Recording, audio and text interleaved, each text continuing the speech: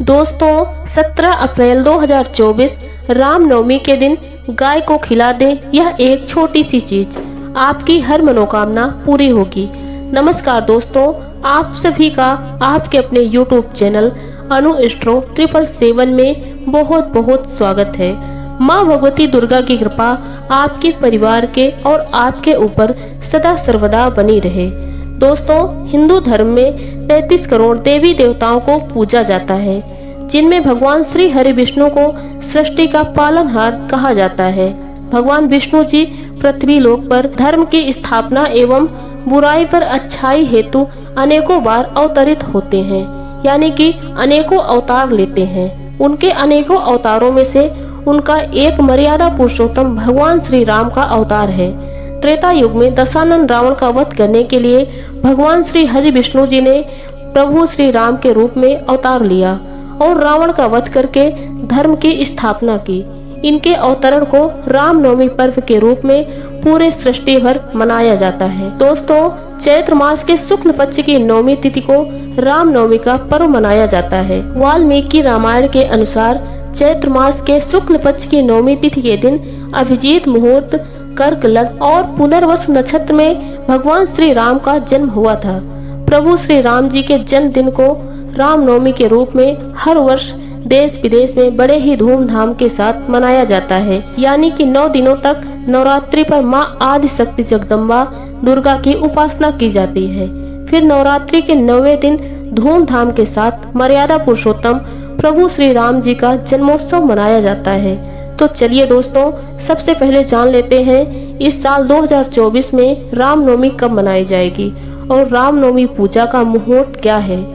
दोस्तों, वीडियो अच्छी लगे तो वीडियो को लाइक जरूर करें और चैनल को सब्सक्राइब करें और कमेंट बॉक्स में जय श्री राम दोस्तों जरूर लिखिएगा। हिंदू पंचांग के अनुसार चैत्र मास के शुक्ल पक्ष की नवमी तिथि 16 अप्रैल मंगलवार को दोपहर 1:23 से प्रारंभ हो रही है, जो 17 अप्रैल बुधवार को दोपहर 3:15 पर समाप्त होगी।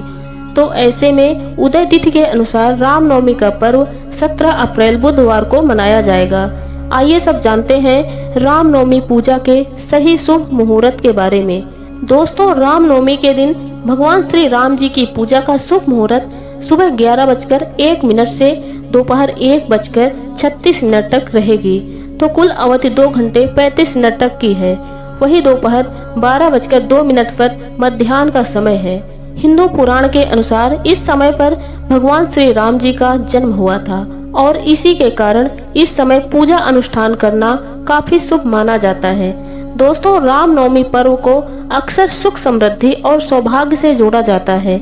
अगर आप इस दिन कुछ महत्वपूर्ण उपाय करते हैं तो आपको निश्चित ही कार्यों में सफलता हासिल होगी। दोस्तों, भगवान श्री कृष्ण जी कहते हैं कि रामनवमी के दिन जो जातक गाय की सेवा करता है और उसे भोजन कराता है तो उसकी हर मनोकामना पूरी होती है। दोस्तों, रामनवमी के दिन गाय को केवल यह चीज खिलाने से मनुष्य को गौ माता की 100 वर्षों तक पूजा करने का फल एक ही दिन में प्राप्त हो जाता है। भगवान श्री कृष्ण भी गौ माता की नित्य सेवा करते थे। उन्होंने गाय की सेवा करने का उपदेश सभी मनुष्यों को दिया था। खासकर रामनवमी के दिन गाय की सेवा करने से जो पुण्य मिलता है वह सबसे बढ़कर होता है। गाय माता की सेवा करने से मनुष्य के घर से दरिद्रता उसी क्षण चली जाती है और उसके घर में माता लक्ष्मी जी का वास होता है। ऋग्वेद में गाय माता को समस्त संसार का पालन पोषण करने वाली कामधेनु माता कहा गया है। माता कामधेनु मन की हर इच्छा पूर्ण करने वाली देवी हैं और उन्हीं का वास सभी गायों में होता है। शास्त्रों के अनुसार गौ माता के शरीर में 33 करोड़ देवी देवताओं का वास होता है, इसीलिए वह सबसे अधिक पूजनीय, समस्त देवी देवता इनका पूजन करते हैं और इसीलिए वह सबसे अधिक पूजनीय है। समस्त देवी देवता इनका पूजन करते हैं। भगवान श्री कृष्ण कहते हैं कि इस दिन संसार में सबसे बड़ा धर्म और पुण्य का कार्य गाय माता की सेवा करना ही है।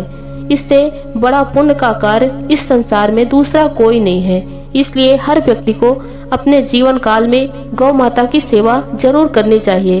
शास्त्रों में कहा गया है कि रामनवमी के दिन गाय के मस्तक को छूने से समस्त प्रकार के दोष मिट जाते हैं। गाय की पीठ को छूने से मनुष्य की अकाल मृत्यु टल जाती है, क्योंकि गाय के पीठ पर यमराज निवास करते हैं। दोस्तों, गौ माता का जितना भी गुणगान किया जाए उतना कम है। यदि आप रामनवमी के दिन माता कामधेनु का स्मरण करते हुए गौ माता को यह चीजें खिला देंगे तो माता कामधेनु आपकी वह मनोकामना अवश्य ही पूर्ण करेंगी। तो आइए दोस्तों, जान लेते हैं रामनवमी के दिन गाय माता को कौन सी चीजें खिलाने से शुभ फलों की प्राप्ति होगी।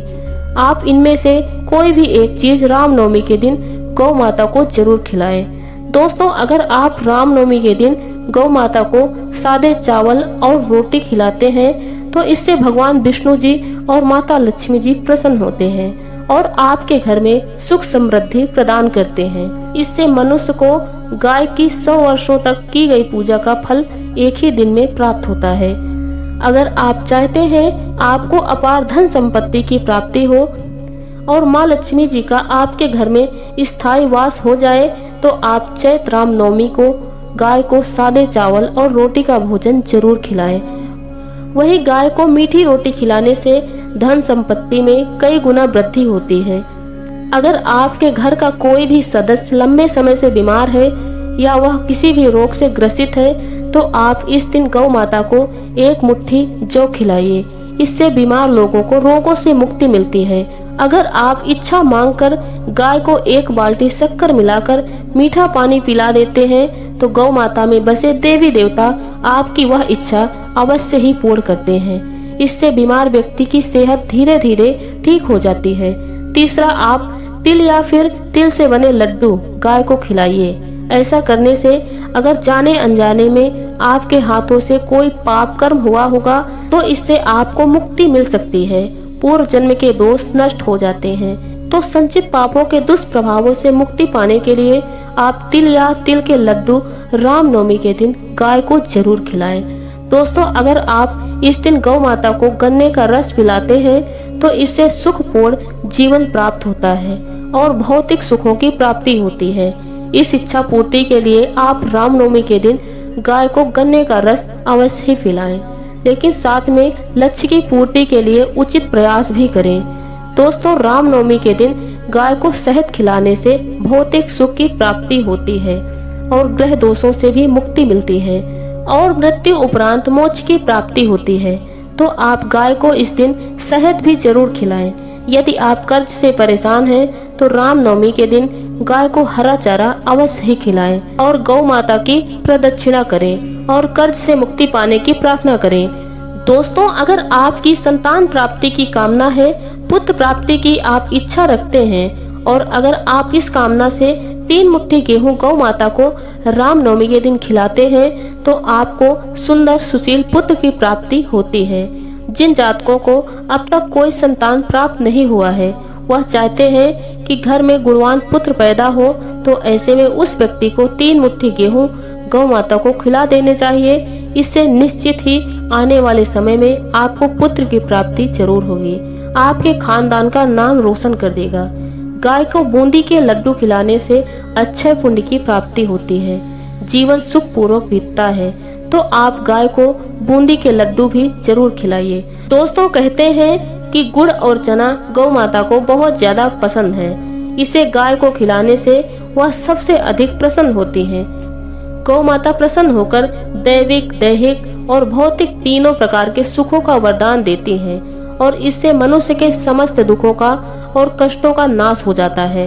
आप गाय को गुड़ और चना इस रामनवमी पर जरूर खिलाएं। दोस्तों, यह मान्यता है कि अगर कोई नियमित रूप से गाय माता को रोटी में गुड़ रखकर खिलाता है तो उसे हर क्षेत्र में सफलता प्राप्त होती है और उसे अलौकिक शक्ति की प्राप्ति होती है और बिना किसी रुकावट के लंबे समय से अटके काम भी पूरे हो जाते हैं। तो आप रोटी में गुड़ रखकर गाय को जरूर खिलाएं।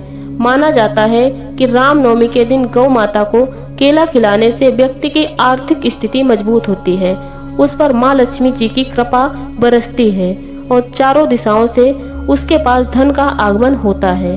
दोस्तों, अगर रामनवमी के दिन आपके द्वार पर गौ माता आती हैं तो उसे बिना रोटी खिलाए जाने मत देना, नहीं तो आपको बहुत सी कठिनाइयों का सामना करना पड़ सकता है। क्योंकि भगवान श्री कृष्ण जी कहते हैं कि जिसके द्वार से गौ माता बिना कुछ प्राप्त किए लौट जाए, उसके घर से लक्ष्मी भी चली जाती है। हर स्त्री को प्रतिदिन सुबह गौ माता के लिए एक रोटी जरूर बनानी चाहिए और उसे प्रेम से खिलानी चाहिए। इससे गौ माता की विशेष कृपा और आशीर्वाद प्राप्त होता है। अगर आपके घर में धन की समस्या है तो आप रामनवमी के दिन गाय को केले का फल जरूर खिलाएं। इससे दरिद्रता दूर होती है। दोस्तों, कुछ लोग गौ माता को बासी रोटी और बासी भोजन जूठा खिला देते हैं। इसे शास्त्रों में महापाप माना गया है। आप किसी अन्य पशुओं को खिला सकते हैं, लेकिन गाय को कभी भी जूठा नहीं खिलाना चाहिए। जो व्यक्ति गौ माता को ऐसा बासी भोजन या जूठा खिलाता है, गाय एक पवित्र और शाकाहारी पशु है, इसीलिए गाय के भोजन में कभी भी मांस, अंडे, मछली आदि चीजें नहीं डालनी चाहिए। ऐसा करने वाले मनुष्य को महापाप लगता है। जिस मनुष्य की भाग की रेखाएं सोई हुई है, अगर वह व्यक्ति रामनवमी के दिन अपनी हथेली पर गुड़ रखकर गाय माता की जीभ से चटाता है तो उसकी सोई हुई भाग्य की रेखाएं खुल जाती हैं और उसका दुर्भाग्य सौभाग्य में बदल जाता है। तो दोस्तों, इस प्रकार से आप रामनवमी के दिन गाय माता की सेवा अवश्य ही करें। गौ माता की कृपा आप पर और आपके परिवार पर हमेशा ऐसे ही बनी रहे। तो दोस्तों, आज के लिए बस इतना ही। आशा करते हैं आपको आज की यह जानकारी बहुत ज़्यादा अच्छी लगी होगी और हमारी वीडियो आपको पसंद आई हो तो हमारा वीडियो अपने दोस्तों में ज़्यादा से ज़्यादा शेयर करें और कमेंट बॉक्स में अपने विचार हमसे साझा जरूर करें। और हमारे YouTube चैनल में आप पहली बार हैं तो हमारा YouTube चैनल अनु एस्ट्रो 777 सब्सक्राइब करना न भूलिएगा और साथ ही बेल आइकन प्रेस कर दीजिएगा। और आज का वीडियो बस यहीं तक। मिलते हैं अगले वीडियो के साथ और कमेंट बॉक्स में जय गौ माता लिखना न भूलिएगा। जय माता दी।